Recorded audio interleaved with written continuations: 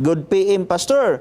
As lang ko unsa man ang eksakto nga ending karon sa mga pag-ampo sa ngalan sa Amahan, sa Anak ug Espiritu Santo. Amen. Or sa ngalan ni Hesus. Amen lang. TY Oscar Kuyakot sa Mabini, Bohol. Okay, maayong hapon kanimo diha, Brad Oscar sa Mabini, Bohol. Salamat nining imong gipadala. Ang imo pangutana igsoon, kung unsa may ending sa pag-ampo.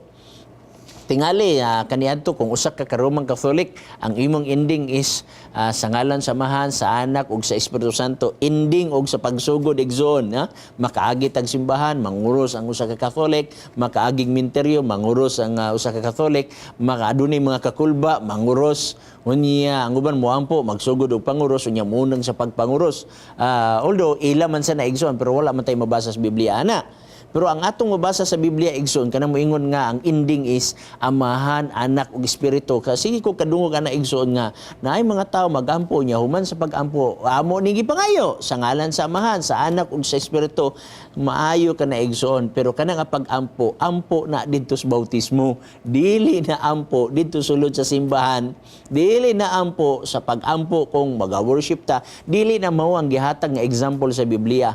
Kanang pagampo nga tapuson sa ngalan sa Amahan, sa Anak ug sa Espiritu, ampo ka na sa bautismo igsoon. Ayaw gamita ka ng ampo sa bautismo didto sa ampo sa talad kananan, didto sa worship uban nga pamaagi. Kay ampo ka na sa bautismo ato nang basahon igsoon Mateo 28, ampo na sa bautismo igsoon nga diha ra na siya angay gamiton. Okay? Mateo 28 bersikulo 19, busa panglakaw kamo ug himuan ninyong tinun-an ang tanan nga kanasuran sa pagbautismo kanila sa ngalan sa Amahan, sa Anak ug sa Espiritu Santo. Okay? So sa ato pa, bautismo ang ending ana igsoon sa ngalan sa Amahan, sa Anak ug sa Espiritu. Ayaw gamita ka na sa panahon sa pagpangaon, ayaw gamita ka na sa panahon sa pag-worship, ayaw gamita na sulod sa iglesia, sa panahon sa hour of worship, Sabbath school or AY, ayaw na siya gamita. Kay panahon na sa bautismo, ang imong gamiton igsoon, gitagaan kitag ehemplo, unsaon man pagsugod sa pag-ampo. Ang pagsugod sa pag-ampo atong tan-awon, Mateo Kapitulo 6, nagingon ang balaang kasulatan, asa nato i-address ang atong pag-ampo igsoon, i-address nato ang atong pag-ampo ngadto sa Amahan. Unsa may gitudlo sa Biblia igsoon, niya ang gitudlo sa Biblia. Okay? Mateo Kapitulo 6 bersikulo 9, busa pag-ampo kamo sa ingon niini nga paagi, Amahan namo nga naa kas mga langit. Sa ato pa kung mag-ampo kasama nining paagi, imong i-address ngadto sa Amahan. Mura ba kang nagsulat nga ang imong sulat na ay address? Is-address nimo sa Amahan. Ayaw yung i-address mo sa sa bisag kinsa sa Amahan.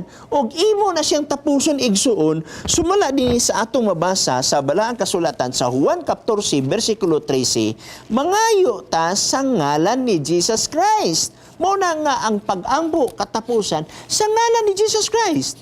Juan 14 bersikulo 13 nagyon.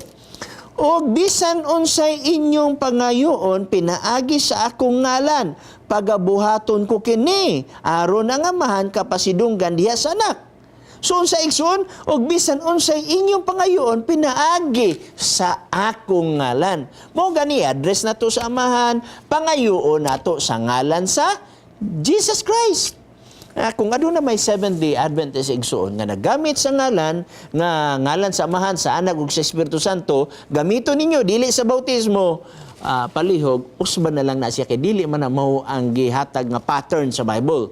Naay ngalan sa katapusan sa panahon sa bautismo pero dili mo na gamiton sa panahon sulod sa iglesia. Gamiton nimo na ang ngalan ni Jesus Christ. Remember, walay makaadto sa Amahan kung dili pinaagi kanako. Juan Kapitulo 14 bersikulo 1, bersikulo 2, bersikulo 3. Kay walay laing ngalan nga nagihatag silong sa langit nga diin kita maluwas sa ngalan ni Jesus Christ. Buhat Kapitulo 4 bersikulo 12. So mo na nga atong pangayon ng tanang butang sa ngalan ni Jesus Christ. Okay, daghang salamat nining imong pangutana igsoon. So